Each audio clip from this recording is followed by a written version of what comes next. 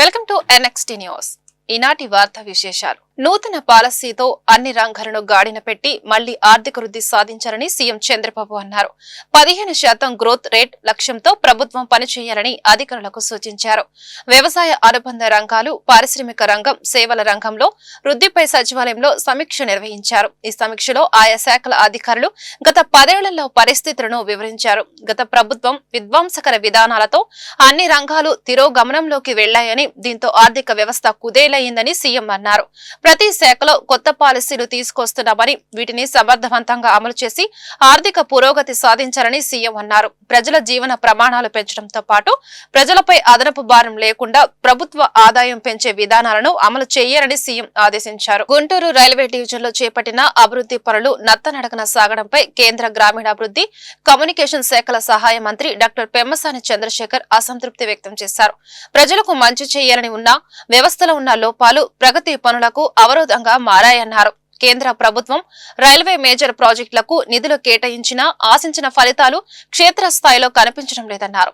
కేంద్ర గ్రామీణ అభివృద్ధి, కమ్యూనికేషన్ శాఖల సహాయ మంత్రి డాక్టర్ పెమ్మసాని చంద్రశేఖర్ గుంటూరు తూర్పు, పశ్చిమ ఎమ్మెల్యేలు మహ్మద్ నజీర్ అహ్మద్, గల్లా మాధవి, రైల్వే గుంటూరు DRM రామకృష్ణతో కలిసి గుంటూరు రైల్వే స్టేషన్ లో జరుగుతున్న అభివృద్ధి పనులను పరిశీలించారు. అభివృద్ధి పనుల జాప్యంపై మంత్రి రైల్వే అధికారులపై ఆగ్రహం వ్యక్తం చేశారు. నిర్దేశిత సమయంలోని ప్రగతి పనులు పూర్తి చేయాలని స్పష్టం చేశారు. ప్రతి నెల ఈ పనులపై రివ్యూ నిర్వహిస్తామన్నారు.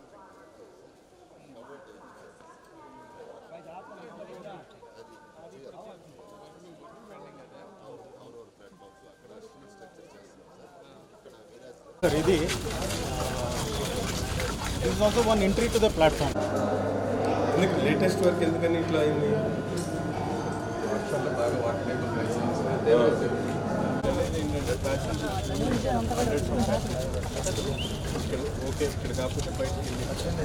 రెండు మేజర్ రైల్వే ప్రాజెక్ట్స్, ఇవి సెంట్రల్ గవర్నమెంట్ ఫండ్స్ ద్వారా వచ్చేటువంటి ప్రాజెక్ట్స్. ఒకటి 150 కోట్లు, ఇది మల్టీ ట్రాకింగ్ అండ్ కనెక్టివిటీ. రెండోది Amrit Bharat station development scheme, దాంట్లో 40 కోట్లు. ఇవి రెండు కూడా అంటే టోటల్గా కంబైన్ చేస్తే ఆల్మోస్ట్ 190 crores. ఇవన్నీ అవార్డ్ అయినటువంటి ప్రాజెక్ట్స్. ఈ ప్రాజెక్ట్స్లో ఇప్పుడు అమృత్ భారత్ స్కీమ్ తీసుకుంటే కొన్ని పనులు 70% అయినాయి, కొన్ని పనులు 20% అయినాయి, కొన్ని 40% అయినాయి. అంటే ఇప్పుడు suppose PF surface resurface concreting అనేది 40% అయింది, వెయిటింగ్ హాల్స్ 30% అయినాయి, పార్కింగ్ ఏరియా ఓన్లీ 20% అయింది, ఫసాడ్ అయితే స్టార్ట్ అవ్వలేదు. మరి మల్టీ ట్రాకింగ్ తీసుకుంటే బిల్డింగ్స్ 30% అయినాయి, బ్రిడ్జెస్ ఓన్లీ 53% అయినాయి. ఇవన్నీ ఎందుకని? డబ్బులు ఉన్నా కూడా కొంత డిలే అవుతుంది. ప్లస్ అదిగాక మేము తిరిగినప్పుడు అక్కడక్కడ క్వాలిటీ ఇష్యూస్ కూడా ఉన్నాయి. ఇవన్నీ ఒకసారి రివ్యూ చేసి కాంట్రాక్టర్ గారితో మాట్లాడి అన్ని డిపార్ట్మెంట్స్ని కోఆర్డినేట్ చేసుకొని, DRM గారు ఉన్నారు ఇక్కడ, ఇప్పుడు మాకు హామీ ఇచ్చారు ఒక ప్రాజెక్టు ఈ 40 crores అమృత్ భారత్ అయితే వచ్చే మార్చి కల్లా కంప్లీట్ చేస్తా అన్నారు. అదేవిధంగా మల్టీ ట్రాకింగ్ అయితే ఎప్పటిలోపు కంప్లీట్ చేస్తాను? 26 మార్చి, అంటే 1.5 year లోపు రెండు ఎట్టి పరిస్థితుల్లో కంప్లీట్ చేస్తా అని ప్రామిస్ చేశారు. మేము కూడా ఎవ్రీ మంత్ వచ్చి ఇవన్నీ కొంచెం క్వాలిటీ ఇష్యూస్, ప్రోగ్రెస్ పర్ఫెక్ట్గా ఉండే విధంగా మా నియోజకవర్గ ఎమ్మెల్యేలు మేము ఇనిషియేషన్ తీసుకొని మంత్లీ రివ్యూ పెట్టుకుంటాం. జగన్ పాలనలో టీటీడీకి సరఫరా చేసిన కల్తీ నెయ్యి అంశంలో నిజాలు ఒక్కొక్కటిగా బయటకు వస్తున్నాయని టీడీపీ అధికార ప్రతినిధి పట్టాభిరామ్ అన్నారు. ఏఆర్ ఫుడ్స్ కంపెనీకి నెలకు 1000 టన్నుల నెయ్యి సరఫరా చేసే సామర్థ్యం లేదని తెలిపారు. ఏఆర్ సంస్థ ఉత్పత్తి చేసే నెయ్యి నెలకు కేవలం 16 టన్నులు మాత్రమేనని టీటీడీ టెక్నికల్ కమిటీ నిర్ధారించిందన్నారు. ఇలాంటి కంపెనీ నెలకు 1000 టన్నులు ఎలా సరఫరా చేయగలదో జగన్ సమాధానం చెప్పాలని పట్టాభి డిమాండ్ చేశారు. శ్రీవారి ప్రసాదాలకు వాడే నెయ్యిలో కూడా వైసీపీ నేతలు దోపిడీ చేసేందుకు ఎయిర్ ఫుడ్స్ డైరీ అడ్డుపెట్టుకున్నారని, ఆధారాలు నిర్వహిస్తున్నామని పట్టాభి ధ్వజమెత్తారు. సత్యమేవ జయతే అని చెబుతున్న జగన్ తాము చూపించే ఆధారాలను ప్రజలకు చూపించగలరా అని ప్రశ్నించారు. టన్నులు సరఫరా చేసిన వాళ్ళు, నెలకు అసలు 16 టన్నుల కంటే ఉత్పత్తి సామర్థ్యం లేనటువంటి ఒక కంపెనీ ఏ రకంగా మీరు 1000 టన్నుల నెయ్యిని 6 నెలల కాలంలో సరఫరా చేస్తుందని మీరు అనుకున్నారు? అంటే మీ ఆలోచన ఏంటి? ఎలాగో ఏఆర్ డైరీలో అసలు మ్యానుఫ్యాక్చరింగ్ ముందే ఇది కూడా చూడండి. దీన్ని బట్టి ఏమర్థం అవుతోంది?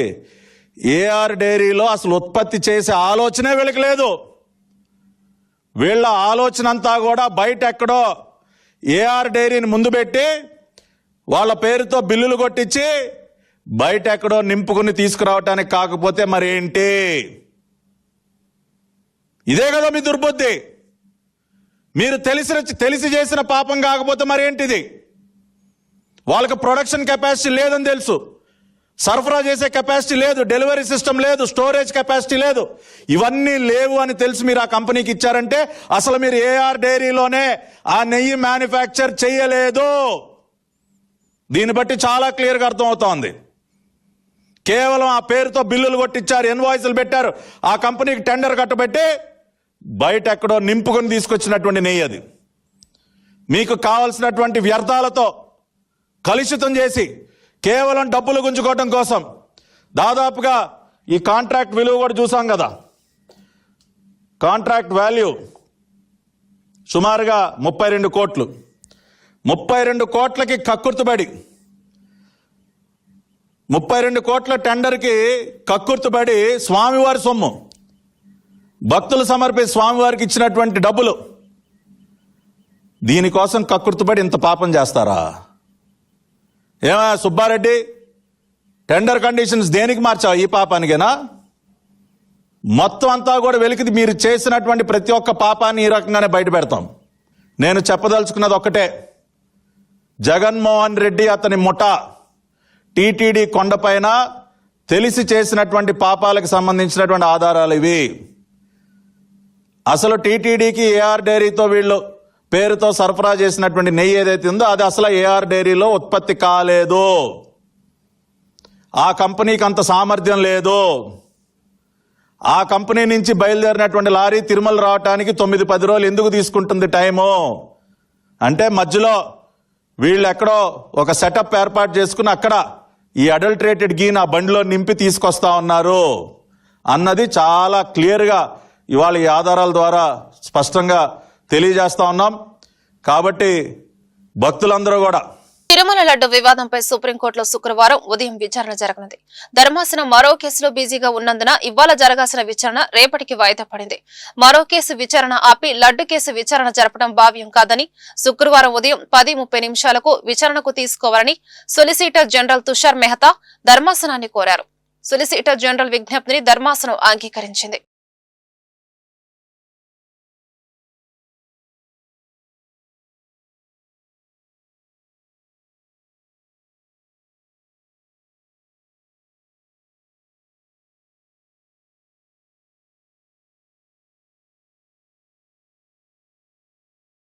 చంద్రబాబు ఎప్పుడు అధికారంలోకి వచ్చినా కడప రాయలసీమపై కక్ష సాధింపునకు దిగుతున్నారని కడప వైఎస్ఆర్సీపీ జిల్లా అధ్యక్షుడు పి రవీంద్రనాథ్ రెడ్డి మండిపడ్డారు. కోపర్తి స్టేజ్ కి వచ్చిన ఎంఎస్ఎంఈ టెక్నాలజీ సెంటర్ తరలింపు చంద్రబాబు నైజానికి నిదర్శనమని దుయ్యబట్టారు. వైఎస్ఆర్ కడప జిల్లాలోని కోపర్తి స్టేజ్ కు కేటాయించిన ఎంఎస్ఎంఈ టెక్నాలజీ సెంటర్ తరలింపుపై గురువారం జరిగిన రౌండ్ టేబుల్ సమావేశంలో ఆయన మాట్లాడారు. ఎంఎస్ఎంఈ టెక్నాలజీ సెంటర్ను కోపర్తి ఇండస్ట్రియల్ హబ్ నుంచి మంగళగిరికి తరలించాలి అన్న ఉద్దేశంతో చంద్రబాబు నాయుడు గారు జీవో నెంబర్ 56 ఒక 10 రోజుల కిందట రిలీజ్ చేయడం జరిగింది. సో టెక్నాలజీ సెంటర్ను ఎంతో పెద్ద ఎత్తున ఈ వెనకబడిన ప్రాంతంలో ఉపయోగపడుతుంది అన్న ఉద్దేశంతో మాజీ ముఖ్యమంత్రి వర్యులు శ్రీ జగన్మోహన్ రెడ్డి గారు మేమందరం ఎమ్మెల్యేలందరం ఎంపీ గారు అయితేనేమి, నేనైతేనేమి, అంజద్ బాషా అయితేనేమి, మేమందరం కూడా అది తీసుకొచ్చేదానికి గట్టి ప్రయత్నం చేయడం జరిగింది. 250 కోట్ల రూపాయలతోటి పెట్టే టెక్నాలజీ సెంటర్ అది ఇండస్ట్రీ కాదు, అది ఒక ఇన్స్టిట్యూట్. సో ఆ ఇన్స్టిట్యూట్ అనేది కడపలో వస్తే రాయలసీమకు నడిబొడ్డున ఉంటుంది. సో రాయలసీమ ప్రాంతంలో ఉన్న నిరుద్యోగ యువతకు ఉపయోగపడుతుంది. అట్లాగే ఔత్సాహిక పారిశ్రామికవేత్తలకందరికీ కూడా ఉపయోగం ఉంటుంది. సో వాళ్ళందరికీ కూడా, ఎందుకంటే చదివిన చదువులు వేరు, అది ప్రాక్టికల్గా జీవితంలో వేరు ఎలా ఉపయోగించాలనేది. సో ఆ ట్రైనింగ్ అనేది చాలా ఇంపార్టెంటు. సో అదే కాకోకుండా వీళ్ళందరికీ కూడా అన్ని రకాలుగా లాంగ్వేజ్ కావచ్చు, దాని తర్వాత అన్ని స్కిల్స్కి సంబంధించిన ఈ సెంటర్, అది ట్రైనింగ్ ఇచ్చే సెంటర్. సో ఇది రాయలసీమ వ్యాప్తంగా ఉండాలి అన్న ఉద్దేశంతో ఈ కడపలో పెట్టడం జరిగింది. సో దాన్ని తరలించే కార్యక్రమం చేయడం జరుగుతోంది. ఎందుకంటే చంద్రబాబు నాయుడు గారి నైజమే అటువంటిది, తెలుగుదేశం పార్టీ కూడా అటువంటిది. సో చంద్రబాబు నాయుడు గారు గతంలో అన్నీ కూడా దాదాపు ఇండస్ట్రీస్ అన్నీ కూడా ఆల్మోస్ట్ దాదాపు 16,000-17,000 ఇండస్ట్రీస్ను మూయించిన పరిస్థితి మనం చూసాం. అవన్నీ కూడా తక్కువ డబ్బులకు తన బినామీలకు, తెలుగుదేశం పార్టీ నాయకులకు అవన్నీ కూడా అప్పచెప్పిన పరిస్థితి కూడా మనం చూసాం అన్నమాట. సో ఎవరికి ఏదేమైతేనే ఇవన్నీ కూడా గతంలో జరిగినాయి అన్నీ కూడా. సో పెద్ద పెద్ద ఇండస్ట్రీస్ అన్నీ కూడా గత చరిత్ర చంద్రబాబు నాయుడు గారిది చూస్తే ఇవన్నీ కూడా మూయించిన పరిస్థితి, ఒక సిస్టమేటిక్గా మూయిచ్చేసేసి ఆ ప్లేసు, ఆ ఇండస్ట్రీని దాన్ని అంతా కూడా అమ్మేసిన పరిస్థితి మనం చూసామన్నమాట. సో ఇదే కాదు, private medical college, medical hospitals, government hospitals అన్నీ కూడా ప్రైవేట్ పరం చేసే కార్యక్రమం. అట్లాగే ఏపీఎస్ఆర్టీసీని కూడా ప్రైవేట్ పరం చేసే కార్యక్రమం చేపట్టడం జరిగిందన్నమాట. విశాఖ ఉక్కు కర్మాగారం ప్రైవేటీకరణకు వ్యతిరేకంగా గుంటూరులో ఆందోళన కొనసాగుతుంది. ఈ మేరకు కార్మిక యువజన సంఘాల ఆధ్వర్యంలో గురువారం కూడా రీలే దీక్షలు చేపట్టిన నిరసన వ్యక్తం చేశారు. ఎంతో చరిత్ర కలిగిన విశాఖ స్టీల్ ప్లాంట్ ను నిర్వీర్యం చేసేందుకు బీజేపీ ప్రభుత్వం కుట్రలు చేస్తుందని కార్మిక సంఘాల నేతలు అజయ్ కుమార్, రంగారెడ్డి ఆరోపించారు. వేలాది మంది కార్మికులకు ఉపాధిని కల్పించే కర్మాగారాన్ని ప్రైవేటు వ్యక్తులకు అప్పజేయడం దుర్మార్గమని చెప్పారు. కార్మికులకు అండగా నిలిచేందుకు నిరంతరం పోరాటాలు కొనసాగిస్తామని వారు స్పష్టం చేశారు. విశాఖ ఉక్కు కాపాడుకుందాం, కాపాడుకుందాం విశాఖ ఉక్కు కర్మాగారాన్ని, కాపాడుకుందాం, కాపాడుకుందాం విశాఖ ఉక్కు కర్మాగారాన్ని. జిల్లా కార్యదర్శి గత 3 రోజుల నుంచి విశాఖ ఉక్కు ప్రైవేటీకరణను ఆపాలని చెప్పేసి యువజన, విద్యార్థి, కార్మిక సంఘాలు, ఈ రోజున రైతు సంఘాలన్నీ కలిసి కూడా గుంటూరులో దీక్ష చేస్తున్నాం. ప్రధానంగా ఈ రాష్ట్రంలో, దేశంలో ఉన్న ప్రభుత్వ సంస్థలన్నీ కూడా ప్రైవేటు పరం చేస్తే దాంట్లో భాగంగా విశాఖ ఉక్కును కూడా ప్రైవేటీకరణ చేయడానికి సిద్ధమైంది. దీన్ని యావత్తు అందరూ కూడా వ్యతిరేకిస్తున్న పరిస్థితి. విశాఖ ఉక్కు నిర్మించడంలో దాదాపు 22,000 ఎకరాలు రైతులు దానం చేసిన పరిస్థితి.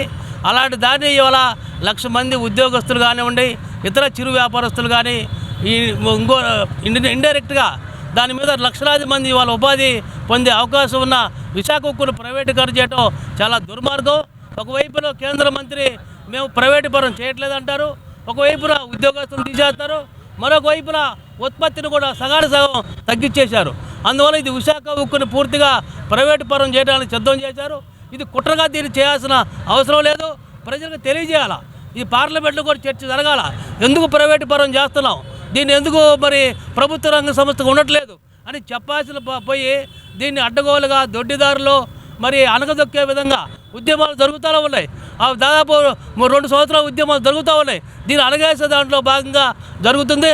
దీనికి వ్యతిరేకంగా కార్మిక సంఘాలతో పాటు రైతు సంఘాలు, విద్యార్థి యువత సంఘాలు ఉద్యమిస్తాయి. ఇదే ప్రైవేటీకరణ ఆపుకోపోతే ఇంకా భవిష్యత్తులో ఉద్యమం ఉధృతం చేస్తామని చెప్పేసి మేము రైతు సంఘాలుగా కోరుతున్నాం. రైతు సంఘం జిల్లా అధ్యక్షుడు కొల్లి రంగారెడ్డి. గత 13 నెలల నుంచి విశాఖ ఉక్కు ప్రైవేటీకరణకు వ్యతిరేకంగా పోరాటం జరుగుతుంది. దాంతో భాగంగానే మరి విద్యార్థులు, యువజనులు, మేధావులు 1వ తారీఖు ప్రారంభం జరిగింది. నిన్న కార్మిక సంఘాలని కూడా విశాఖ ప్రైవేటీకరణకు వ్యతిరేకంగా నిన్న ఇవాళ 3వ రోజు రైతు సంఘాలు అనేక రకాలుగా గత 3 సంవత్సరాల నుంచి కూడా విశాఖ వ్యతిరేకంగా ప్రైవేటీకరణకు వ్యతిరేకంగా మరి 65 గ్రామాలు 2,300 ఎకరాలు ఆ రోజు ఎకరం వచ్చేసరికి 2,000 1,500 కూడా అయాలు ఎంతోమందికి పేదలందరూ కూడా నిరుద్యోగులకి మరి ఉద్యోగాలు వస్తాయని చెప్పి విశాఖ ఉక్కు ఫ్యాక్టరీ కోసం 32 మంది బలిదానం చేసి అనేక రకాల విద్యార్థులు యువజనుకులు మేధావులు పోరాటం చేసి ఈ రాష్ట్రానికి ఉక్కు ఫ్యాక్టరీ స్థాపించుకున్నాం. మరి నరేంద్ర మోడీ 2014లో అధికారం వచ్చాడు. 2014, 2019, 2024 వచ్చింది. మరి ఆయన వచ్చిన తర్వాత ఒక్క ఫ్యాక్టరీ కూడా ఒక్క ప్రభుత్వ సంస్థలు ఒక్కటి కూడా నియమించాల. మొత్తం కూడా ప్రైవేటీకరణ చేస్తున్నాడు. అనేక రకాలుగా జాతీయం చేయాలని అనేక రకాల పోరాటాలు చేసి సాధించ ఈ రాష్ట్రంలో ఉన్న ఏకైక పెద్ద ఉక్కు ఫ్యాక్టరీని కూడా ప్రైవేటీకరణ చేయడానికి మరి అట్లాంటి భారత కమ్యూనిస్ట్ పార్టీలు అనేక రాజకీయ పార్టీలు అన్ని పార్టీలు కానీ ఏకం చేసి ఈ ఉక్కు ఫ్యాక్టరీకి నిలుపుదల చేయడానికి ప్రయత్నం. దాంతో భాగంగా ఇవాళ చంద్రబాబు నాయుడు మొన్న గతం ఏం చెప్పాడు, నరేంద్ర మోడీ గారు ఉక్కు ఫ్యాక్టరీకి అనుకూలం వ్యతిరేకం అని మాట్లాడాడు. ఈయన అధికారం వచ్చి కూడా ఇవాళ కూడా దాన్ని ఖండించట్లా. మరి జగన్మోహన్ రెడ్డి గారు మన బొత్స సత్యనారాయణ ఏం చెప్పాడు, చంద్రబాబు నాయుడు ప్రైవేట్కి వ్యతిరేకంగా అనుకూలంగానే మాట్లాడాడు. మరి ఇవాళ చంద్రబాబు నాయుడు, జగన్మోహన్ రెడ్డి, పవన్ కళ్యాణ్కి మరి ఎందుకు కలిసి రావటం లేదు? పరిపాలించే వాళ్ళు ఒకసారి ఆలోచించి మరి ఆ రకంగా వేదికల మీద చెప్తున్నారు కానీ పోరాటాలు కలిసి రావాలని కోరుతూ దీన్ని పూర్తిగా వ్యతిరేకిస్తున్నాం. సీఎం చంద్రబాబు ఈ నెల 7న ఢిల్లీ వెళ్లనున్నారు. ప్రధాని మోదీతో పాటు పలువురు కేంద్ర మంత్రులతో ఆయన భేటీ కానున్నారు. రాజధాని అమరావతికి నిధులు, మరికొన్ని ఇతర అంశాలకు కేంద్ర సాయాన్ని కోరే అవకాశం ఉంది. మరోవైపు రైల్వే శాఖ మంత్రి అశ్విని వైష్ణవ్తో సమావేశమై రాష్ట్రానికి సంబంధించిన అంశాలపై సీఎం చర్చించనున్నారు.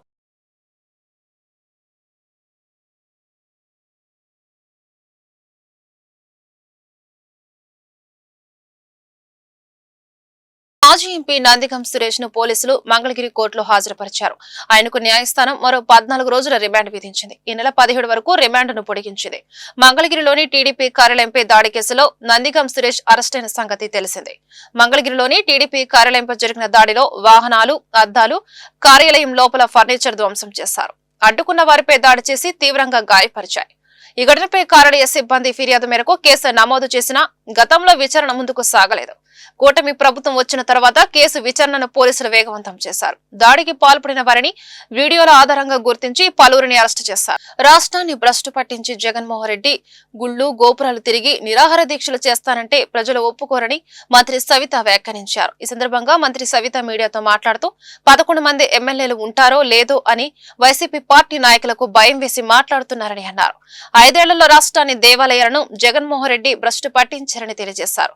సిట్ స్టాండ్ ఎవరు చేస్తున్నారో ప్రజలకు తెలుసునని, రోజాకి కౌంటర్ ఇవ్వాల్సిన అవసరం లేదన్నారు. మాకు ఎలాంటి కక్ష సాధింపు చర్యలు లేవని, పురంధేశ్వరి తన బాధ్యత తాను చేస్తుందన్నారు. సీఎం చంద్రబాబు ఆధ్వర్యంలో ఎవరి పని వారు చేసుకుంటున్నారని, మంత్రుల మధ్య ఎలాంటి విభేదాలు లేవని అన్నారు. పదవుల కోసం మేము పోట్లాటలు పెట్టుకోవడం లేదని తెలియజేశారు. వెంకటేశ్వర స్వామి ప్రసాదం అంటే కళ్ళు కత్తుకుంటాం. అలాంటి ప్రసాదాన్ని కూడా ఏ విధంగా రాష్ట్రాన్ని ఎలాగో భ్రష్టు పట్టించారు, మళ్ళీ ఈరోజు ప్రసాదాన్ని కూడా పట్టించారు. సిట్టు స్టాండ్ ఎవరికి అందరికీ తెలిసిన విషయమే. చట్టం తన పని తాను చేసుకుంటూ పోతుంది. రోజా గారి కౌంటర్లు ఇవ్వాల్సిన అవసరం నాకైతే లేదు. ఒకవైపు నుంచి కూడా కూటమి ప్రభుత్వం ఉన్నారు, పురంధేశ్వరి భావకళలో ఆనందం చూడటానికే కేవలం వ్యాఖ్యలు చేస్తున్నారు అని చెప్పేసి ఆమె బాధ్యత ఆమె నిర్వహిస్తుందండి. ప్రభుత్వం కానీ మాకు ఎక్కడ కక్ష సాధింపు చర్యలు లేవు. ప్రజలు తన బాధ్యత, ప్రభుత్వం తన బాధ్యత తను చేస్తాం. ఈ రాయలసీమ వాసి మాజీ సీఎం జగన్మోహన్ రెడ్డి అధ్యక్షులు మార్పులు కూడా చేస్తున్న పరిస్థితి నెలకొంది. విజయం పోరాటం చేస్తూ ఉంటున్నారు ప్రభుత్వం మీద. 5 ఏళ్ళు ఏం చేశాడండి? 5 ఏళ్ళు ఏం చేశాడు జగన్మోహన్ రెడ్డి గారు? ఈరోజు యుద్ధం చేసి ఈరోజు గుళ్ళు, గోపురాలు తిరిగితే ఏమొచ్చింది? చేసే భ్రష్టు అంతా పట్టించాడు. రాష్ట్రానికి, దేవాలయాలకి, రాష్ట్రానికి భ్రష్టు పట్టించాడు. ఇప్పుడు ఆయన పోయి గుళ్ళు, గోపురాలు, నిరాహార దీక్షలు చేస్తానంటే ప్రజలు ఒప్పుకున్నారా? ప్రజలు ఆల్రెడీ బుద్ధి చెప్పారు కదా, ఇంకేముంటుంది దానికి? ఒకవైపు నుంచి చూసుకున్నట్టు మాత్రం దాదాపు మంత్రివర్గంలో కూడా కొంతమంది క్యాబినెట్లో కూడా సరైన ప్రాధాన్యం దొరకలేదు. మేము అందరూ హ్యాపీగా ఉన్నాం. అందరి పనులు అందరూ చేస్తున్నాం. చంద్రబాబు నాయుడు గారు, ముఖ్యమంత్రి గారు మాకు దశ నిర్దేశిస్తున్నారు. అందరు మంత్రులు, అందరి శాఖల్లో ప్రజలకు ఏ విధంగా సేవ చేయాలనే ఆలోచనలోనే ఉన్నాం. మాకు ఎలాంటి విభేదాలు లేవు, మేము లక్షణంగా ఉన్నాం. No problem. ఆ 11 మంది ఉంటారో లేదో అని భయం పట్టుకొని ఆ వైసీపీ వాళ్ళు మాట్లాడుతున్నారు. వైపు నుంచి నామినేటెడ్ పదవుల్లో కేవలం బీజేపీకి అన్యాయం జరుగుతుంది, కేంద్రంలో మేము అధికారంలో ఉన్నాం అంటే వాళ్ళకి దాదాపు ఒకటే ఇచ్చారు, మీరేమన్నా 16 తీసుకున్నారు, 3 ఏమన్నా జంప్. సరే, అవన్నీ ఎక్కడా లేవు. ఎన్డీఏ కూటమిలో ప్రభుత్వం ఎన్డీఏలో రాష్ట్రానికి ఏం చేయాలని ఆలోచిస్తున్నారు తప్ప పదవుల కోసం ఎవరు మేము పోట్లాటలు పెట్టుకోవడం లేదు. గాంధీజీ కన్నా కలలు చంద్రబాబు నాయుడు ఆంధ్రప్రదేశ్ రాష్ట్రంలో నెరవేరుస్తున్నాడని పేర్కొన్నారు. గుంటూరు నగరంలోని చంద్రమౌళి నగర్ లో సిద్ధార్థ గార్డెన్స్ నందు నిర్వహిస్తున్న చేనేత మేళ రాష్ట్ర చేనేత వస్త్ర ప్రదర్శన కార్యక్రమానికి ముఖ్య అతిథులుగా మంత్రి విచ్చేసి ఘనంగా ప్రారంభించారు. ఈ కార్యక్రమంలో జిల్లా collector S Nagalakshmi, MLA Galla Madhavi కూడా పాల్గొన్నారు. ఈ సందర్భంగా సవిత మాట్లాడుతూ గత 5 సంవత్సరాలు రాష్ట్ర వ్యాప్తంగా చేనేతల పరిస్థితిని మనమందరం చూశామని, చాలా చోట్ల ఆత్మహత్యలు చేసుకున్నారని తెలిపారు. చంద్రబాబు, లోకేష్ చేనేతలకు పూర్వ వైభవాన్ని ఏ విధంగా తేవాలో, ఏమి చేస్తే వారి జీవితాలు బాగుపడతాయో అన్న ఆలోచనతో అహర్నిశలు కృషి చేస్తున్నారని అన్నారు. నేతన్నలకు కావలసిన శిక్షణా తరగతులను కూడా ప్రారంభించబోతున్నామని, నేతన్నలు తయారు చేసిన వస్త్రాలను ఎగ్జిబిషన్ల ద్వారా నిర్వహించి వారిని ఆర్థికంగా మెరుగుపరుస్తున్నామని తెలియజేశారు. రానున్న రోజుల్లో అనేక సిటీలలో, మాల్స్, షాపులలో కూడా నేతన్నలు తయారు చేసిన వాటిని సేలుకు పెట్టబోతున్నామని అన్నారు. ఎన్డీఏ కూటమి ప్రభుత్వంలో నేతన్నలకు పెద్దపీట వేస్తున్నామని అన్నారు. నేత బట్టలను ధరిస్తే ఆరోగ్యంగా ఉంటారని, నేతన్నలను ఆదుకోవాల్సిన బాధ్యత మనందరిపై ఉన్నదన్నారు.